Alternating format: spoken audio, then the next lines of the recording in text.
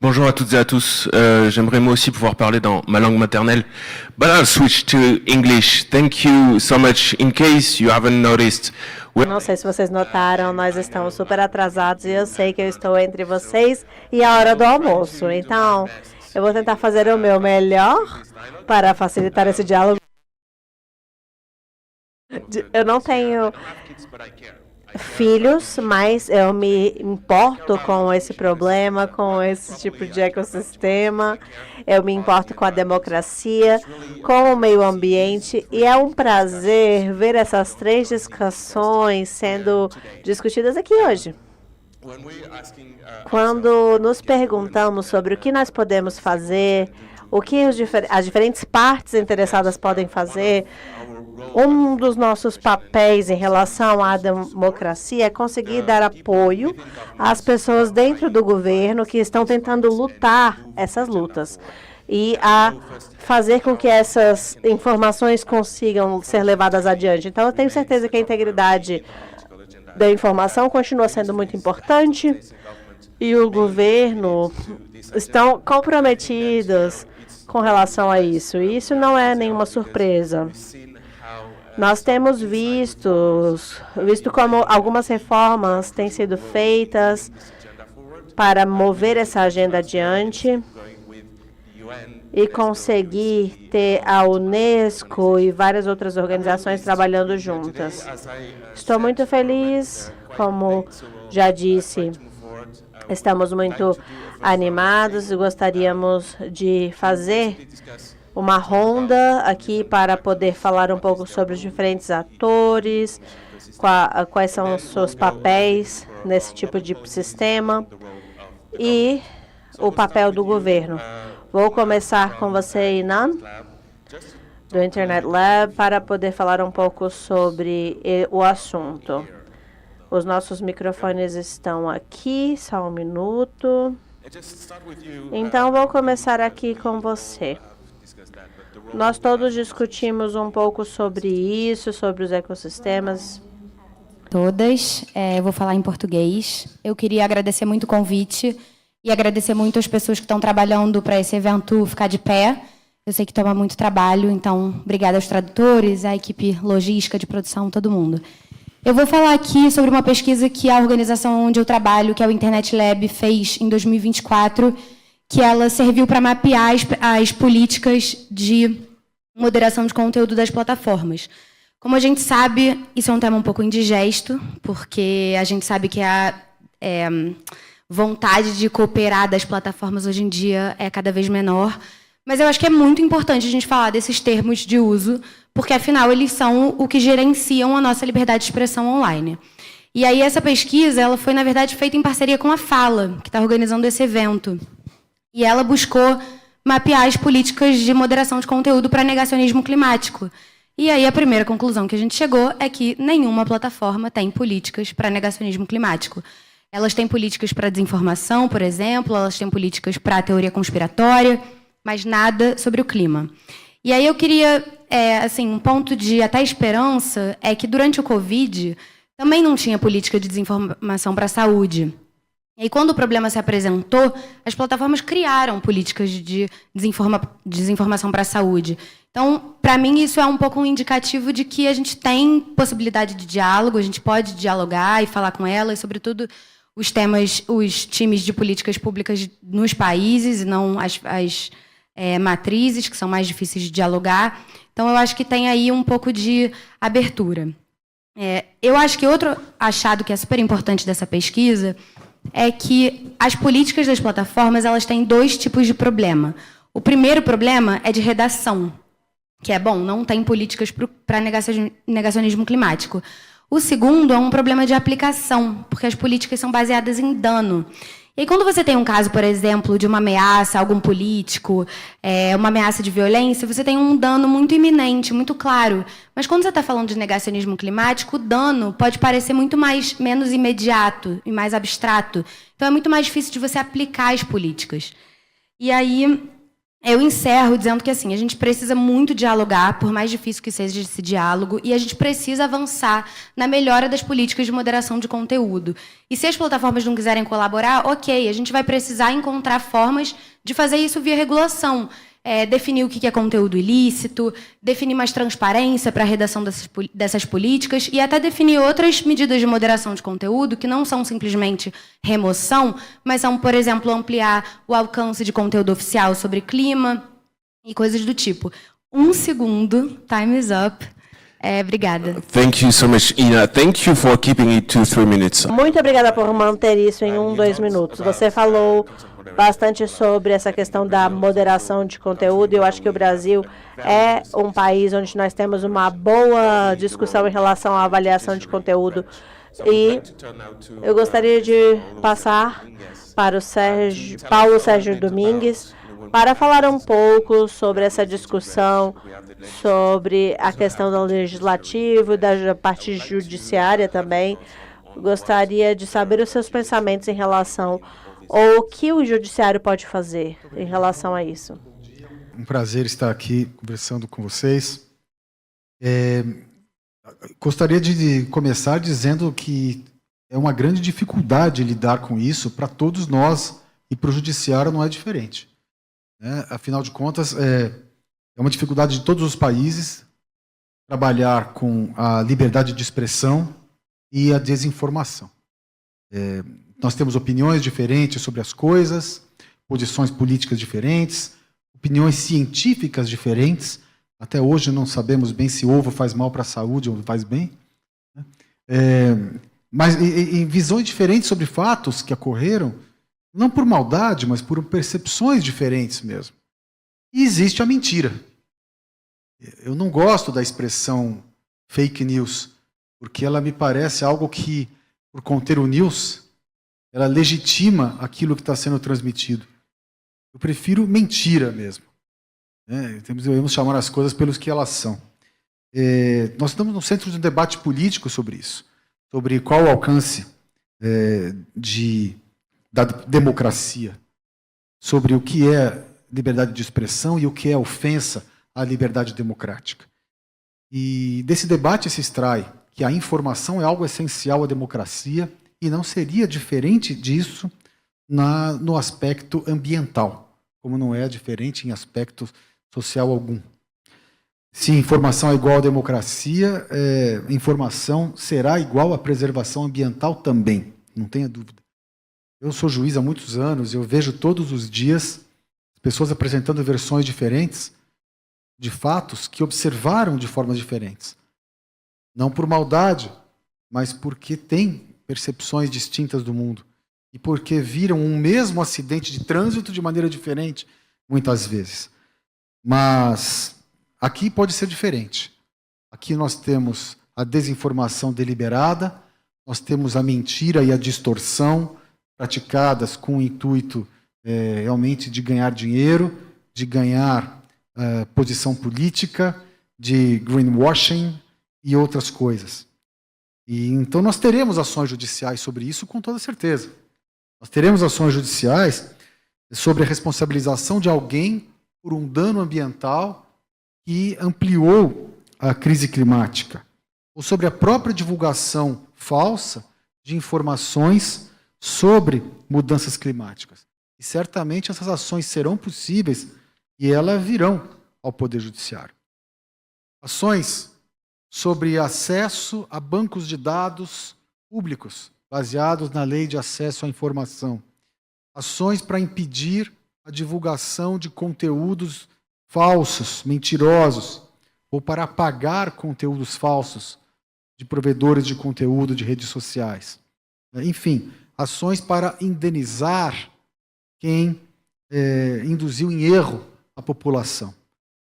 É claro que para isso é preciso provar a falsidade da informação e o judiciário terá sempre essa dificuldade de saber se essa fronteira foi ultrapassada. É muito perigoso deixar o Estado decidir o que é verdade e o que não é. É muito perigoso, né, porque o próprio judiciário diga, tome para si essa função de dizer o que é verdadeiro e o que não é. Porque, claro, o judiciário, como um órgão independente, não tem uma posição política para atuar, ele seria a última instância que se vai buscar para saber se vai ter um conteúdo mantido ou retirado, por exemplo, por ser falso. Mas é perigoso permitir que a justiça faça isso sempre.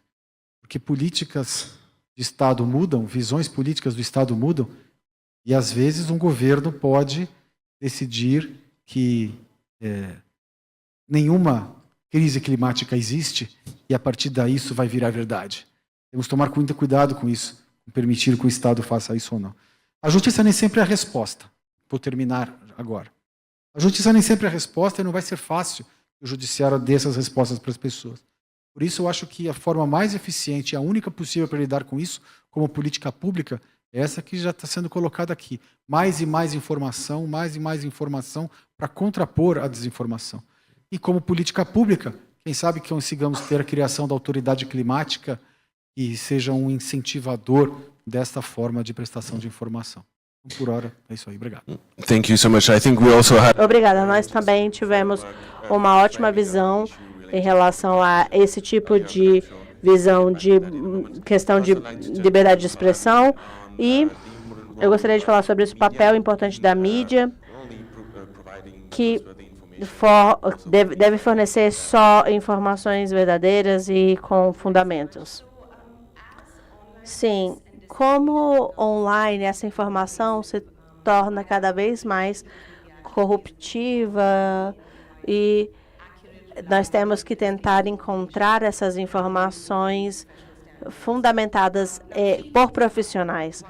Uma das coisas que está acontecendo é que temos o jornalismo local morrendo por todos os mercados. A segunda coisa é que nós não temos mais confiança na mídia que existe de uma forma mais tradicional.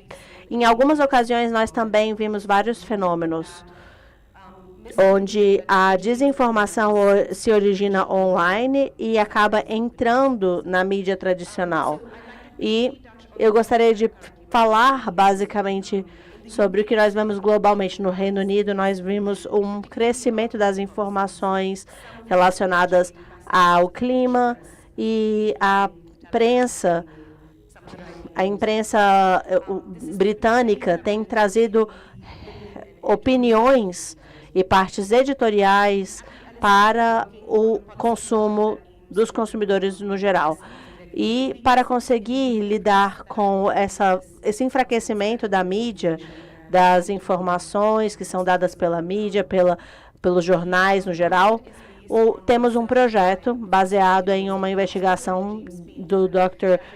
James Pinto, que faz parte de Oxford, e ele falou bastante sobre uma pesquisa que foi feita para poder avaliar as políticas climáticas em 9 jornais locais, o Telegraph, The Guardian, para mencionar alguns, que entre julho e novembro de 2023. E 3 coisas foram encontradas, foram vistas nessa pesquisa. A maior parte dessas informações são vistas em partes de opinião, no Telegraph, The Sun, vemos que há muita extrema-direita nesse tipo de opinião. E ao invés de ter negacionismo climático, nós também estamos vendo que eles aceitam esses dados, mas eles deletam as ações climáticas. Então, as soluções são questionadas. E é isso que nós estamos vendo nesse momento. E para mim, o mais importante é que a maior parte desses tipos de falas estão totalmente infundadas, e isso traz um outro ponto à tona. Nós vemos que as informações estão tendo cada vez mais nuances, e as desinformações, mesmo com especialistas, acabam não sendo levadas em consideração. Vimos bastante a questão do net zero nos jornais, e tem essa questão da redução dos custos, as políticas de net zero, e esses jornais acabam não falando sobre a falta de ação que pode levar a um problema da transição da Net Zero. Então, não estamos vendo isso apenas na imprensa, mas também em plataformas online, para mencionar alguns. Esses são os pontos que eu gostaria de trazer. Sim, perfeito. Muito obrigada. Muito obrigada também a todos vocês por manter o tempo. Agradeço bastante. E quando o jornalismo acabar, como nós vamos conseguir fazer a comunicação? Os influencers, como que isso vai ser visto? E com essa transição, eu gostaria de perguntar para a Fei, para ela falar um pouco sobre o trabalho no Influence Map e sua pesquisa, como tem sido feita. Influence Map analisa o engajamento em questões de clima. Nós vemos a forma em que os grupos utilizam os canais para terem uma influência sobre esse tema. E há muitos setores, vemos os atores corporativos que estão interessados em lucrar e evitar políticas climáticas, utilizando informação. E vemos a linha de produção. Vou utilizar um exemplo aqui.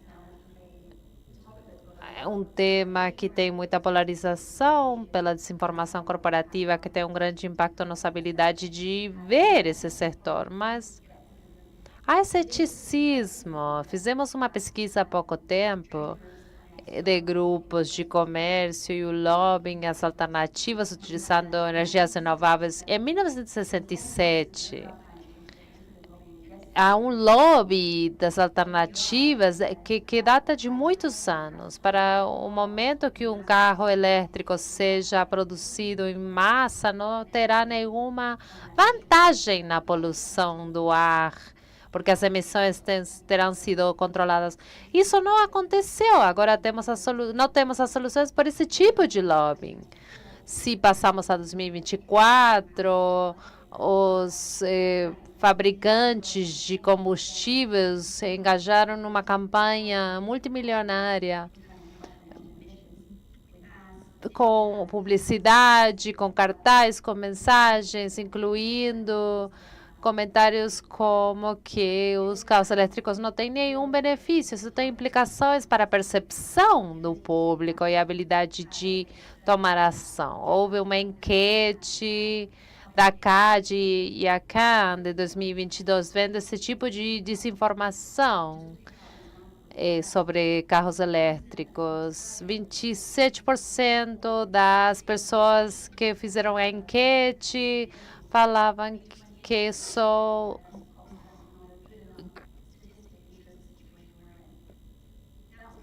isso é comparável em diferentes geografias, na Alemanha, e tem um grande impacto também nos Estados Unidos. As políticas de carros elétricos e também na União Europeia. E é por esse tipo de polarização e desinformação. O último ponto que quero fazer é que os formuladores de política já têm um trabalho muito difícil e se eles não têm acesso à informação credível e real, estamos vendo uma diminuição de confiança nas nossas instituições e nossa habilidade de tomar ação. Muito obrigado. Imran, quando nós estávamos nos preparando para essa sessão, eu sei que você tem muitas coisas que você gostaria de dizer, mas talvez poderíamos falar sobre a economia e o mercado de desinformação e a sua estrutura. Sim, claro. A desinformação é uma palavra esquisita, não é? Esse novo termo que parece que quer dizer muitas coisas. Pode querer dizer negacionismo do clima, pode querer dizer as coisas que faz com que as crianças se sintam mal. É um termo complicado. Então, voltemos a negacionismo climático. Quem fala sobre isso? As pessoas que querem lucrar com isso. E por quê? A forma em que esse negacionismo prolifera hoje em dia é através de redes sociais. É uma ferramenta econômica e rápida para fazer isso. é incrível para os mentirosos. Por quê? Porque cada mensagem adicional, a cada pessoa adicional, tem um custo zero para quem produz essa desinformação, essa mentira. Então, você pode enviar uma mensagem a 1 bilhão de pessoas, 1 bilhão de vezes, e custa nada além do custo de produzir a mentira no primeiro lugar. Agora, com a IA gerativa, reduzimos o custo de produção a zero também. E para as redes sociais, para as companhias de redes sociais, há lucro. Porque cada vez que as pessoas querem ação, quando vemos uma mentira, nós engajamos. Passamos tempo vendo quantas pessoas estão de acordo conosco, esperando para ver quantos likes nós temos. Todo esse tempo que nós estamos nas redes sociais, estamos consumindo publicidade. Estamos fazendo com que eles ganhem dinheiro. A produção de negacionismo climático para parar a ação tinha um custo há 20 anos para as indústrias de gás e óleo. Hoje, faz com que eles lucrem. Eles estão fazendo muito dinheiro a partir disso. Uma das coisas que nós vimos na nossa pesquisa é que cada vez que nós vemos os superprodutores de desinformação, estão lucrando. As plataformas pagam eles para que coloquem desinformação e permite que as publicidades sejam divulgadas. Esse é um sistema chamado banana. As pessoas reclamam das pessoas que recebem mentiras e acreditam que são verdade. Estão culpando as vítimas. É um experimento que vira e mexe eu faço num grupo de pessoas inteligentes para mostrar como a desinformação não tem nada a ver com ser idiota, senão com estar exposto a mentiras muitas vezes. Nunca tentei isso numa língua estrangeira, mas vou tentar. Qual vegetal dá melhor visão noturna? O que vocês acham? A cenoura. É incrível, né? Nós estamos aqui em Brasília, do outro lado do mundo, da onde essa mentira começou, 80 anos depois. Isso é uma mentira produzida pelo Serviço Secreto do Reino Unido na Segunda Guerra Mundial, porque nós desenvolvimos radares para poder ver as bombas noturnas e colocamos nos nossos jornais que estávamos dando cenouras aos nossos pilotos. Eles não sabiam que nós tínhamos inventado essa mentira. 80 anos depois, continuamos dizendo isso. Isso não tem nada a ver com um fato. Isso é uma repetição. Vocês ouviram isso tantas vezes que antes de falar às suas crianças, não coma cenouras, vocês vão entrar no Google antes e vão ver se é verdade. E a metade de vocês não vão falar nada para os seus filhos. Parece inócuo, certo? Parece que não tem problema falar isso. Mas pensem, todos os nossos fazendeiros tiraram batatas e colocaram cenouras. E a cenoura é só um saco laranja de água. Não tem nutrição. Por conta dessa mentira. Não foquemos nas pessoas que acreditam nas mentiras porque eles escutam essa mentira centos de milhares de vezes. Foquemos nas pessoas que estão lucrando e disseminando essas mentiras. Duas coisas. Muito obrigado por compartilhar isso de forma tão eloquente. Em primeiro lugar, essa informação não foi criada há 20 pessoas com a internet ou 30 anos atrás. Em segundo lugar, nós precisamos centrar essa discussão no uso da informação. E eu sinto que a evolução desse debate de integridade de informação e o trabalho que tem sido feito pelas organizações internacionais ha fortalecido isso e levando a ação. Falamos da mídia, falamos das corporações, falamos do judiciário, mas esse painel também tem a ver com políticas públicas. Então, gostaria de perguntar nessa segunda rodada e focar mais um pouco sobre o papel do governo na luta da informação ou no incentivo da integridade da informação. Já falamos sobre isso em outro painel, mas qualquer reflexão em esforços regulatórios recentes e também como os governos podem, talvez poderiam ser mais transparentes e como trabalham essa questão. Dessa pergunta. Eu acho que existe aí um cenário de responsabilidade compartilhada. Eu acho que o Estado tem muita responsabilidade. Acho que a regulação é muito fundamental e advogo isso assim de olhos fechados. Mas eu queria falar da responsabilidade compartilhada também dos atores do ecossistema informacional. E aí eu vou separar essa breve fala em 4 pedaços. Eu vou começar com a responsabilidade das redes sociais. A gente vê muito canal monetizado com desinformação. Isso significa que as plataformas estão fazendo dinheiro direto com conteúdo que é desinformante. Então, isso é muito problemático. A gente precisa entender como que é esse ecossistema de monetização, entender os meandros dele, os detalhes mesmo. Depois eu vou falar um pouco da mídia tradicional. Acho que a gente fala pouco da mídia tradicional e a verdade é que a mídia tradicional também tem responsabilidade nesse debate. Outro dia eu estava vendo a página da Folha de São Paulo, que, para quem não é brasileiro, é um jornal de grande circulação no Brasil, talvez o primeiro, talvez o segundo maior. E aí, com uma fonte ligeiramente diferente da fonte inteira do jornal, tinha uma propaganda que os olhos não tão atentos não eram capazes de identificar que era uma propaganda e era patrocinada pela Shell.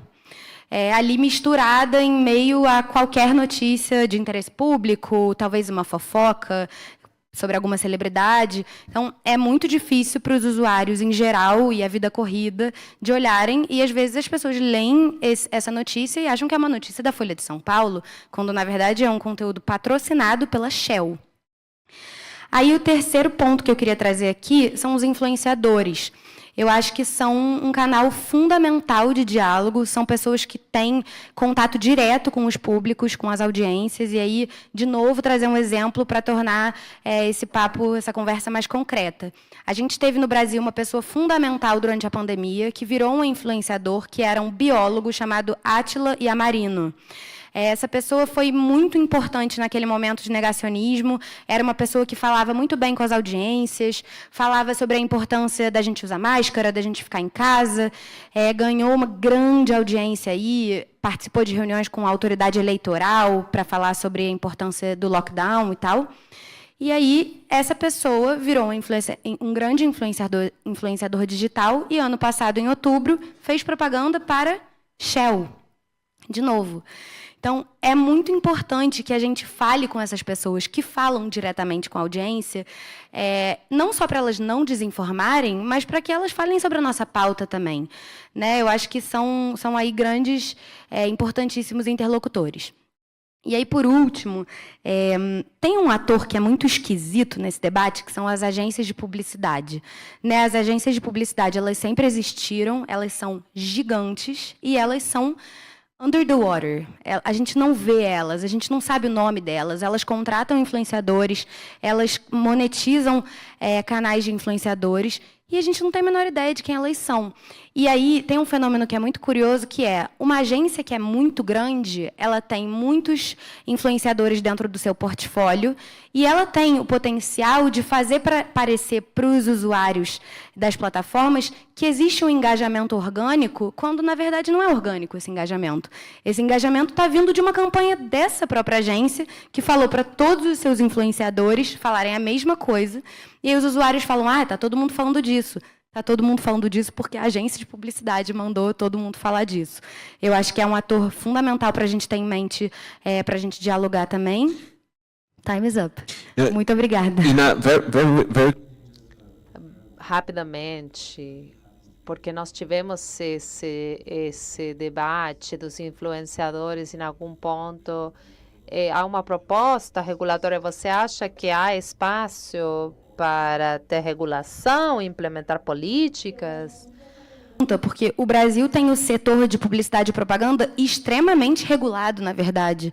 A gente tem uma regulação super robusta, a gente tem regulação para publicidade para crianças, por exemplo, e é uma incógnita, uma grande interrogação, a razão pela qual essa legislação não é aplicada para as redes sociais. Então, assim, eu acho que sim, acho que a gente precisa avançar em regulação, acho que tem que ter regulação específica para as redes sociais, mas não descarto também uma inteligência para a gente entender o que a gente já tem na prática, e muito provavelmente a França também já tem leis nesse sentido, para a gente conseguir aplicar para as redes sociais também.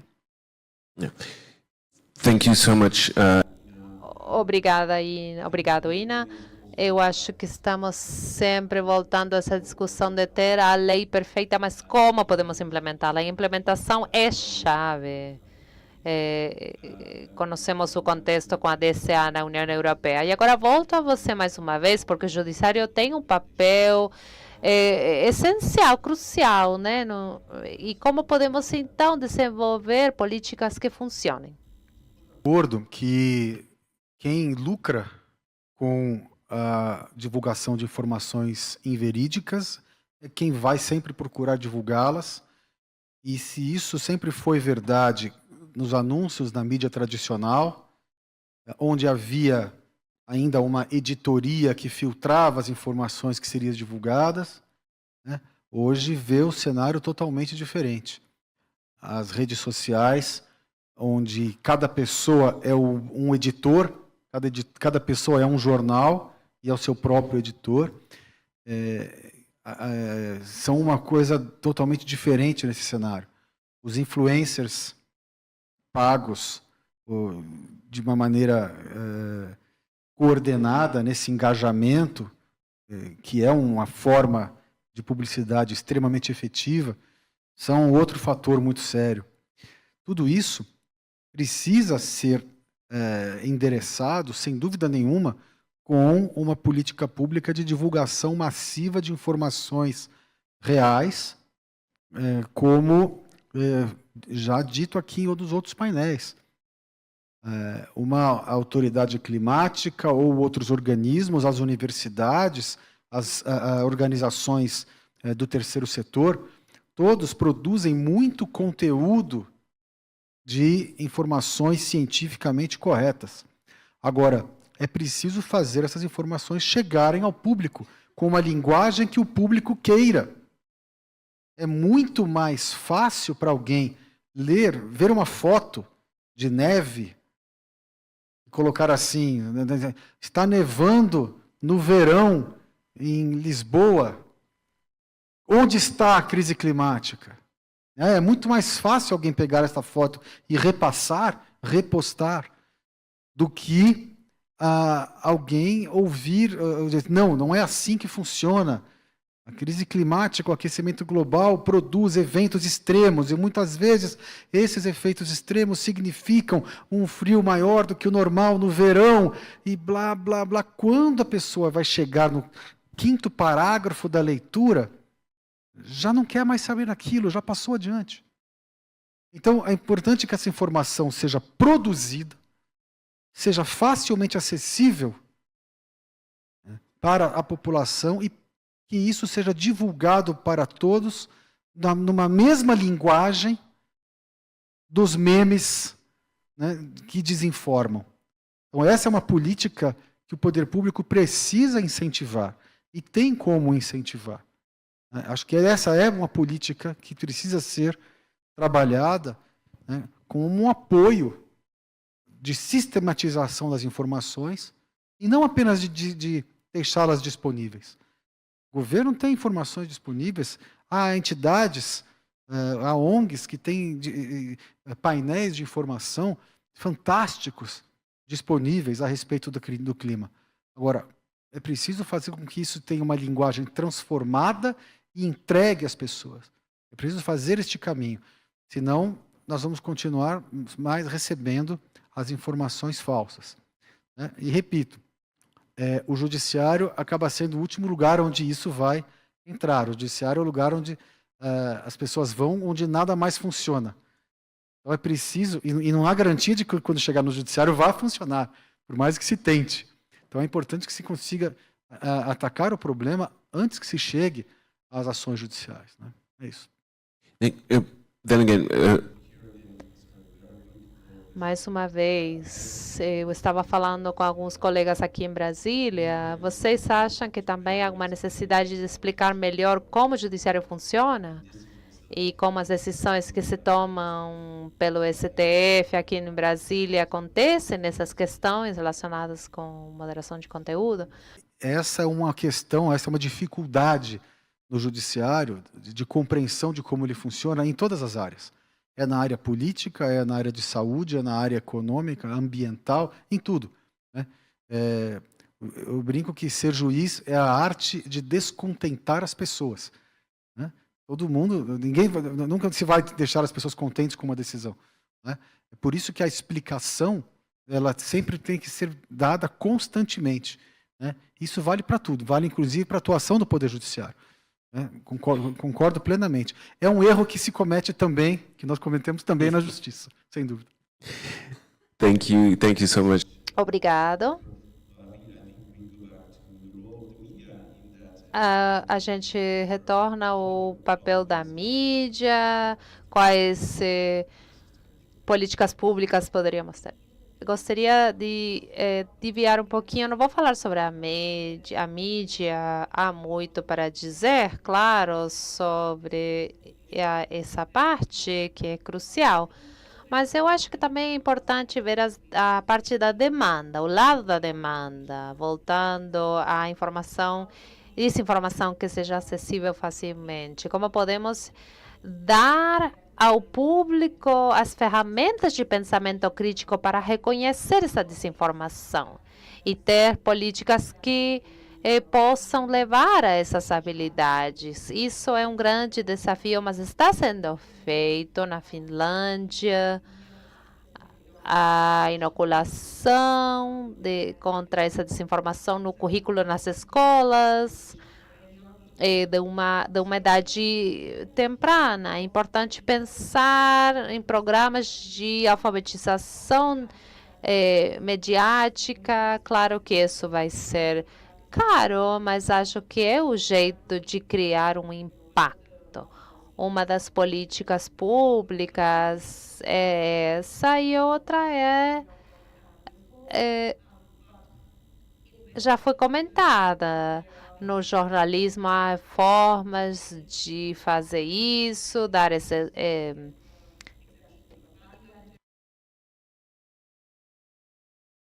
exceção impositiva ou fiscal, que dá ferramentas a muitos jornais locais para apoiar jornalismo local. Muito obrigado. É um debate muito importante. Temos outras pessoas em São Paulo conversando sobre compensação justa em volta da pergunta de se deveria haver um imposto para uso. Se das exceções, e isso já existe, acho que na França, certo? E no Canadá também, é um jeito de fazer isso. Mas essas são intervenções pequenas. E temos 1 minuto e meio, se você quer acrescentar mais alguma coisa. O projeto no qual eu estou trabalhando tenta lidar com a mídia no Reino Unido. É um sistema de autorregulação.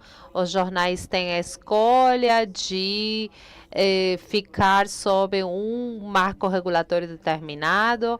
E há muito para dizer aqui, mas não é independente da mídia. Por exemplo, os jornais têm muito controle sobre isso. E isso é um grande desafio.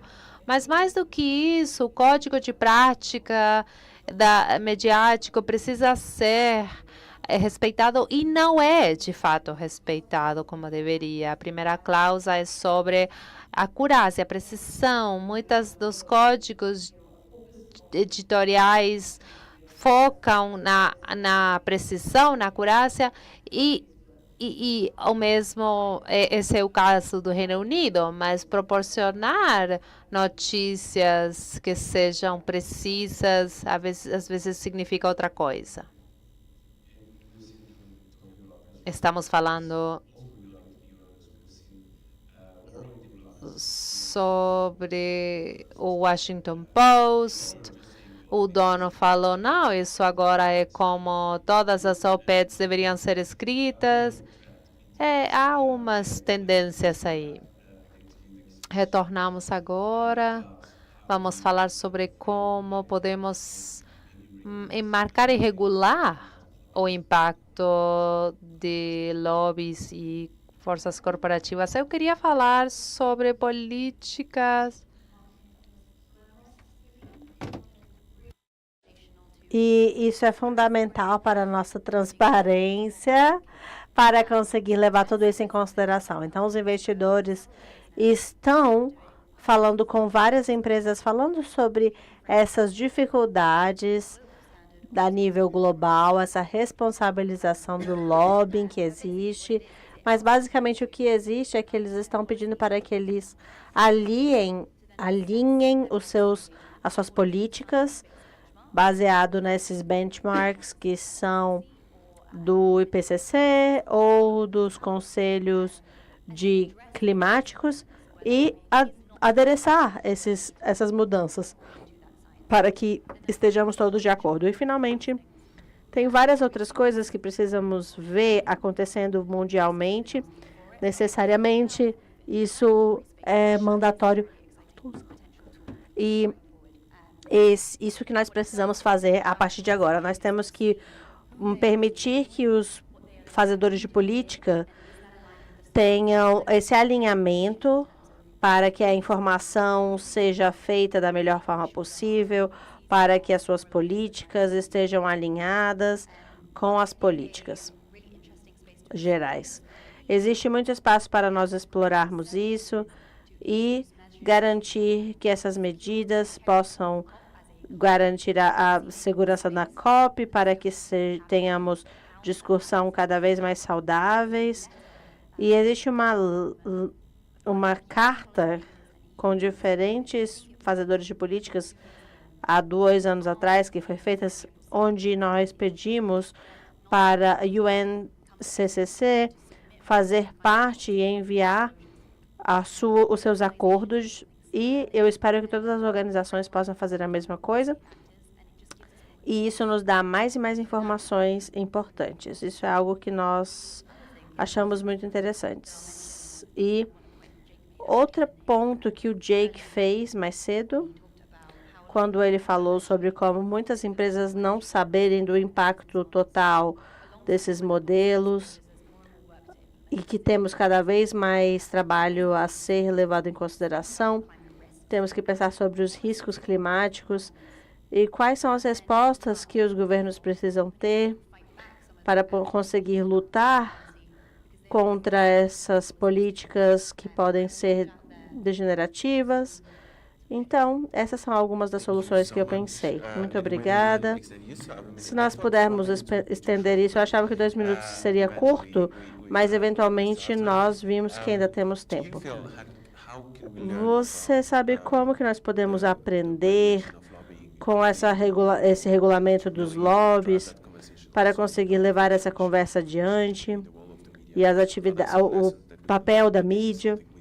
É isso que nós vemos mais nessa indústria quando nós falamos de transparência. Como que nós podemos aprender com essa indústria para conseguir chegar a essas plataformas? Sim, eu acho que existem diferentes formas de responder a sua pergunta, porque quem estiver familiarizado com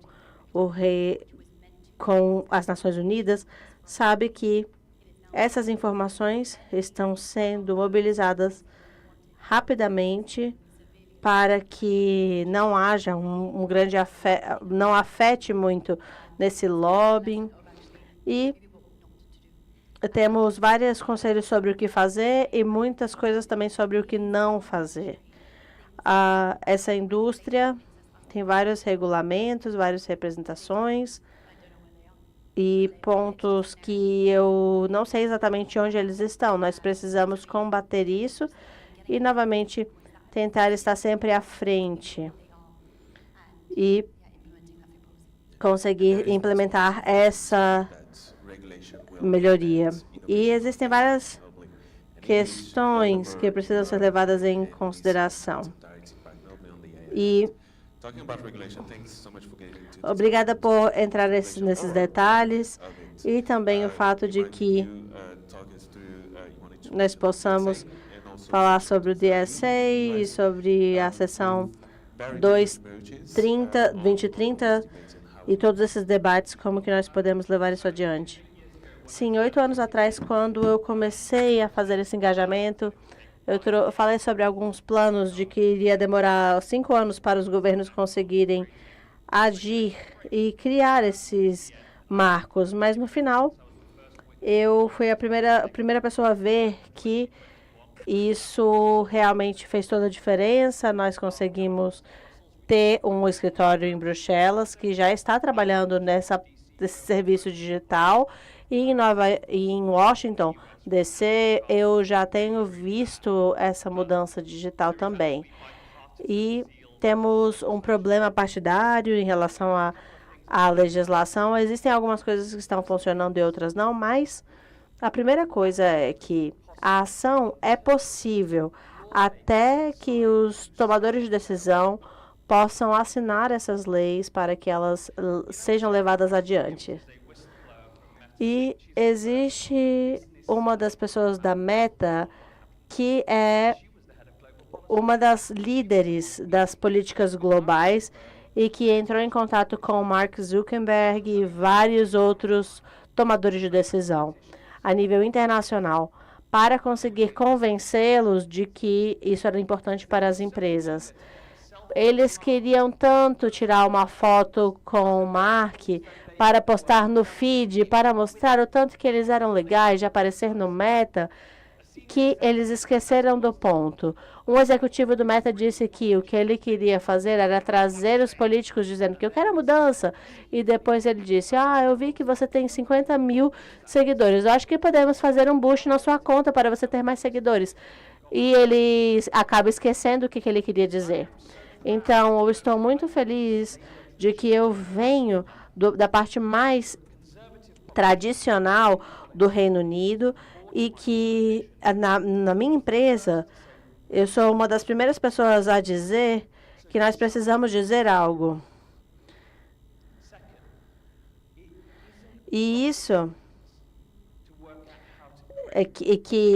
isso não é uma ciência tão difícil falar sobre como que nós fazemos essas políticas. Nós começamos com a transparência. E na minha organização, eu tenho que tentar ao máximo sempre falar sobre o England Revenue Service, eu tenho que sempre mostrar a transparência da minha empresa. E um restaurante, por exemplo, pode não conseguir falar sobre isso, mas através da rede social, quando as pessoas fazem pesquisa, eles acabam falando a verdade, porque eles acabam tendo vários tipos de ações que são feitas contra eles para mostrar a sua transparência. Então, e a segunda parte é a responsabilização. Temos que fazer perguntas para que eles se sintam comprometidos com a sociedade civil, os jornalistas, vários comitês, etc. Essa é a segunda parte. Temos que fazer as perguntas difíceis para que eles possam responder de forma transparente. E se eles criam problemas, eles precisam criar um mecanismo para a restituição. Eu não acredito, de qualquer forma, decidir qual é o conteúdo que precisa ser colocado. E sim, esse não é o meu papel. Mas se eles sistematicamente criam problemas, existe algum mecanismo que nós precisamos criar. E o último ponto é que existem outros tomadores de decisão que fazem parte dessa decisão. existem aqueles que aceitam a publicidade, existem os políticos, e você não pode dizer que você é uma empresa verde e usar publicidade de um vídeo anti-clima. E você não pode falar uma coisa e depois postar outra coisa. Você precisa ser transparente e convincente. E é a mesma coisa no clima. Nós precisamos tomar um lado e ser transparentes e sempre responsáveis com a nossa plateia, com as plataformas que precisam pagar quando eles também postam alguma desinformação. Só uma pequena informação. Em janeiro, o Mark Zuckerberg entrou em uma cruzada contra qualquer tipo de regulação. Ele falou sobre vários códigos de ética e ele falou que ele precisava manter tudo como estava. Como que nós podemos lutar contra isso? Como que nós podemos fazer com que essas redes sociais sejam responsabilizadas por isso? Novamente, voltando para o livro que eu estava lendo, o Mark estava secretamente trabalhando com o governo chinês para fazer um tipo de plataforma para fazer espionagem dos seus próprios cidadãos. E ele veio para o Brasil e falou: vocês não podem fazer nenhum tipo de censura, isso está errado. Mas, na verdade, ele estava fazendo justamente isso. Então, tem pessoas que trabalham na Casa Branca e que dizem que o que nós vimos ao longo dos anos é que essas empresas estão sempre tentando se fechar em relação a esses defensores do clima, manipulando suas plataformas, e eles sabem que as suas plataformas são manipuláveis e que podem causar problemas. Na verdade, há alguns anos, o Mark Zuckerberg mostrou que o maior engajamento que eles têm na plataforma está totalmente reto até você violar as regras, e aí ele consegue elevar essa curva de engajamento. Então, basicamente, ele está dizendo que essa é a forma de você conseguir o seu engajamento na rede social. Muito obrigada. Eu gostaria de abrir aqui para as perguntas da plateia. Eu só tenho tempo para responder 2 perguntas. Estou vendo uma mão levantada aqui. Eu não sei se tem alguma outra. Mas então vamos ouvir 2 perguntas e responder a essas perguntas. Se você puder, por favor, então, ser o mais rápido possível, agradeço. Vou dar tempo de colocar. Primeiro, muito obrigada. Eu acho que essa mesa foi muito proveitosa. Mas eu sei que talvez essa seja aquele tipo de pergunta que vale $1 milhão, né? Porque a gente está falando de plataforma... Desculpa, eu sou do Sleeping Giants Brasil, da área jurídica, e a gente tem que ter trabalhado com litigância estratégica e tudo mais. E uma das questões que tem aparecido para a gente é como fazer a responsabilização das plataformas, né? Como o Iram estava falando, quando se trata de conteúdo que viola questões, né, de informação climática. Porque no Brasil, e aí pensando, obviamente, eu estou pensando aqui, mas a gente também foi atrás das jurisdições internacionais. Europa, enfim, Estados Unidos. Como fazer, por exemplo, a proteção do bem jurídico meio ambiente quando se trata de informação. Porque a gente consegue fazer isso, essa, né, capturação. Estou falando no linguajar jurídico, e até aproveitando a presença do ministro aqui, de, por exemplo, crimes contra a democracia, né, mulheres, racismo e tudo mais. Mas como fazer isso quando se trata de meio ambiente? Porque a gente não tem uma norma, uma lei que faça, né, algum tipo de formação jurídica ali que a gente consiga usar para responsabilizar, porque precisa de dano, como a Iná estava falando, né? Enfim, só para concluir, não é só nas políticas das plataformas que o dano precisa ser demonstrado também na justiça. Então, como que a gente faz isso não só no Brasil, mas internacionalmente? Porque o caso que a gente viu na Europa foi, por exemplo, de crianças que processaram os países por não ter tomado medidas contra, né, a ameaça climática. Mas como é que a gente faz isso num pensamento de eficácia horizontal dos direitos fundamentais, pensando em direitos fundamentais que são difusos como direito ao meio ambiente? É isso. Complicado, mas é isso. Thank you so much. Ok, muito obrigada. Temos uma outra pergunta aqui. Sim, a pergunta é muito semelhante ao que ela fez. Como responsabilizar, nesse caso, as empresas de combustíveis fósseis? Se eu tiver uma empresa e o risco da minha empresa for compartilhada com o público e não comigo, isso vai ser ótimo, porque aí eu vou ter só o lucro e a governança, as pessoas podem ter uma enchente na sua casa, podem ter problemas, mas o problema não é meu. Eu causei, mas eu não sou a pessoa responsável por isso, porque eu só tenho que ligar para o lucro. Então, existe alguma possibilidade que nós possamos, assim, responsabilizar essas empresas por isso, para que elas entrem em algum tipo de processo legal? No Brasil, no sul do Brasil, na Califórnia, nós tivemos a queimada, a enchente, e queríamos saber como intervir em relação a isso. Thank you so much for these questions. Muito obrigada por essas perguntas. Eu acho que eu vou deixar novamente aquela história da responsabilização nesse marco. Eu gostaria de dar uma última chance para os nossos panelistas poderem responder as perguntas relacionadas à responsabilização ou qualquer outro tópico. Você gostaria de falar primeiro? Acho que a pergunta da Flora é muito boa. Eu acho que a gente vai precisar criar... Na verdade, eu acho que primeiro a gente precisa entender se realmente não existe um marco que permita a responsabilização, e se é que não existe, a gente vai ter que criar um marco que demarque aí o que é conteúdo ilícito. Eu gosto de pensar que, assim, a lei antirracismo no Brasil é de 2023, né? A lei que tipifica racismo como crime. Então, talvez a gente ainda tenha realmente uma caminhada.